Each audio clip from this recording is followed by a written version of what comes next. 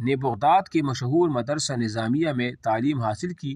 آپ کے اساتذہ میں امام بہیقی، علامہ خطیب بغدادی، امام قشیری سرفہرست تھے۔ آپ کچھ عرصہ اسکندریہ شہر میں شیخ عبدالقادر جیلانی کی صحبت میں بھی رہے۔ بعد ازاں آپ مدرسہ نظامیہ کے صدر مقرر ہوئے۔ حافظ ابن عساکر اور امام فخر الدین ابو علی واسطی آپ کے شاگرد۔ اچھا یہ جو نظامیہ ہے نا، اس کے بارے میں سے ایک سوال یہ آتا ہے کہ اس کو نظام الدین طوسی نے جو ہے نا وہ تعمیر کیا تھا، ایک تو یہ ہے، اور دوسرا جو ہے نا وہ یہ ہے کیا نام ہے اس کا، ہاں امام غزالی کس مدرسے کی جو ہے نا وہ پرنسپل رہے ہیں، تو وہ نظامیہ مدرسے کی وہ پرنسپل وہ رہے ہیں۔ تو یہ بھی اہم سوال ہے، اس کو بھی نوٹ کر لیں۔ مدرسہ نظامیہ کی سرپرستی کے ساتھ آپ سے تصوف سہروردیہ کی بھی لوگوں کو تعلیم دیتے تھے، چنانچہ متعدد لوگوں نے آپ سے علم تصوف حاصل کر کے لوگوں کی اصلاح کا بیڑا اٹھایا۔ برصغیر کے مشہور صوفی بزرگ شیخ بہاؤالدین زکریہ ملتانی بھی حضرت شہاب الدین سہروردی رحمۃ اللہ علیہ کی تربیت یافتہ و خلیفہ تھے۔ حضرت شہاب الدین سہروردی 632 ہجری میں وفات پائی۔ آپ کا مزار بغداد میں یعنی عراق میں وہ واقع ہے، ٹھیک ہے نا۔ اب آ جائے مشق پر۔ حضرت بہاؤالدین نقشبندی بخاری کا اصل نام تھا محمد عمر احمد جنید، جی محمد بن محمد، ٹھیک ہے نا۔ حضرت بہاؤالدین زکریا حضرت بہاؤالدین زکریا رحمۃ اللہ علیہ خلیفہ تھے۔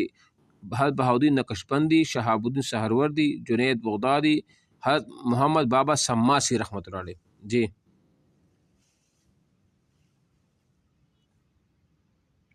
ہاں جی یہ جو اوپر لکھا بھی ہے، ٹھیک ہے، تو آپشن نمبر دال وہ ٹھیک ہے۔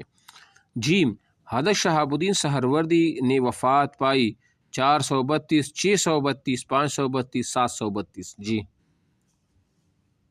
632 آپشن نمبر جیم یہ ٹھیک ہے۔ دال حضرت جنید بغدادی رحمۃ اللہ کی کنیت تھی ابو محمد، ابو حفص، ابو القاسم، ابو عبداللہ، جی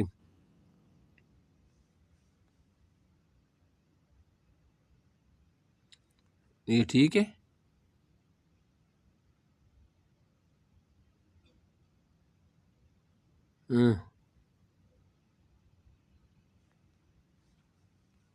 جی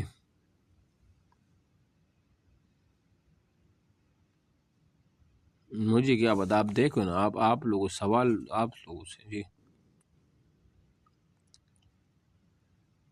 اچھا چلو دیکھ لے پھر۔ اچھا جی اس کے بعد ہے حضرت جنید بغدادی، اچھا یہ تو ہو گیا۔ اس کے بعد سوال حضرت بہاؤالدین نقشبند بخار محرہ کا تعلق تھا بصرہ سے، بخارا سے، بغداد سے، زنجان سے؟ زنجان سے۔ یہ کون سے ملک میں واقع ہے؟ آذربائیجان میں۔ کون سی؟ آذربائیجان جو ہے، ٹھیک ہے۔ اچھا جی اچھا جی اس کے بعد ہے کس کے بارے میں؟ نہیں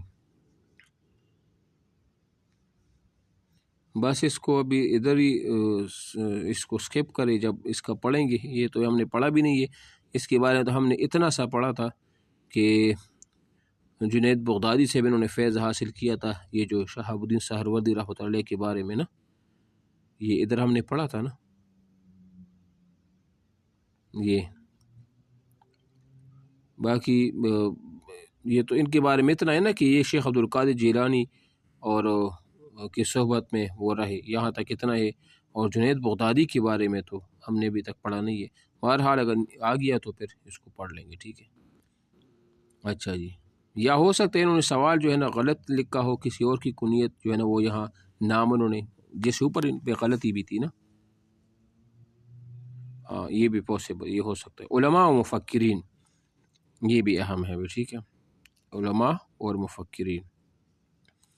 اچھا جی امام محمد بن اسماعیل البخاری، امام محمد بن اسماعیل، امام بخاری کا جو اصل نام تھا وہ امام محمد بن اسماعیل تھا، محمد بن اسماعیل، یہ انتہائی اہم ہے، ٹھیک ہے، اس کو نوٹ کر لیں۔ امام بخاری رحمۃ اللہ علیہ نے شوال 194 ہجری بروز جمعہ 809 عیسوی ازبکستان کے شہر بخارا میں وہ پیدا ہوئی۔ یہ جو ان کی تاریخ پیدائش ہے 194 ہجری اور 256 ہجری میں ان کی وفات ہے، 194 ہجری میں، یہ لکھ لو 194 ہجری میں ان کی تاریخی پیدائش اور 256 ہجری ان کی تاریخی وفات، اور عیسوی کے مطابق سے 809 ہجری ان کی 809 عیسوی پیدائش اور 869 جو ہے نا ان کی کیا ہے، یہ تاریخی وفات ہے، ٹھیک ہے۔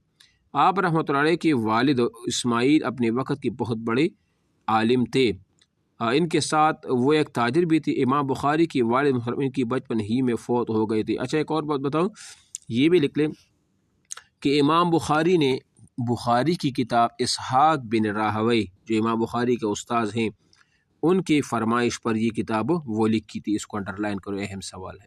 امام بخاری نے بخاری شریف جو لکھی ہے کس کی فرمائش پہ لکھی تھی؟ ان کے ایک استاذ تھے جن کا نام تھا اسحاق بن راہوی، ان کی فرمائش پر یہ کتاب لکھی تھی۔ 16 سال میں یہ کتاب جو ہے نا وہ اپنی تکمیل تک وہ پہنچ گئے تھے، 16 سال۔ اور امام بخاری نے اس بخاری کا جو انتخاب کیا تھا نا، 6 لاکھ احادیث میں سے اس کا انتخاب کیا تھا، یہ اس کو بھی انڈر لائن کرو، لکھ لو، 6 لاکھ احادیث میں سے بخاری کا انتخاب وہ کیا گیا تھا۔ اچھا ایک تو یہ ہوا، ساتھ ایک سوال اور بھی لکھ لے۔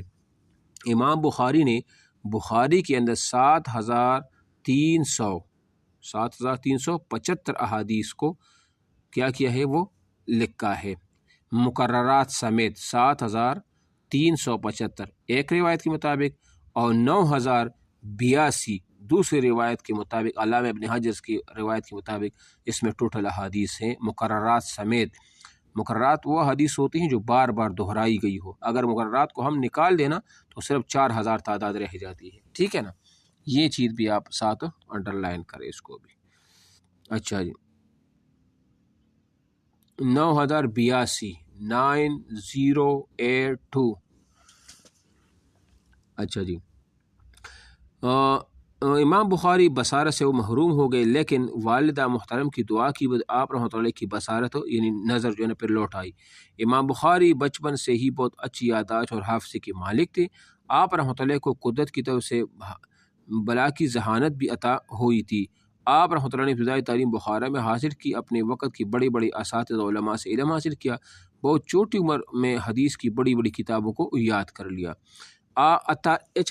تاریخ الکبیر ایک کتاب ہے نا، تاریخ الکبیر، جس میں راویوں کے حالات وغیرہ، یہ امام بخاری کی لکھی ہوئی کتاب ہے، اس کو بھی اپنے پاس وہ لکھ لے، اہم ہے یہ بھی۔ آپ رحمۃ اللہ نے حدیث رسول کا علم حاصل کرنے کے لیے دور دراز کا سفر کیا۔ اس سلسلے میں آپ رحمۃ اللہ شام، مصر، عراق، حجاز اور بصرہ بھی تشریف لے گئی۔ امام بخاری رحمۃ اللہ علیہ کو لاکھوں حدیث زبانی یاد تھی۔ ایک مرتبہ آپ رحمۃ اللہ اپنے استاد اسحاق بن راہوی رحمۃ اللہ کی خدمت میں حاضر تھے۔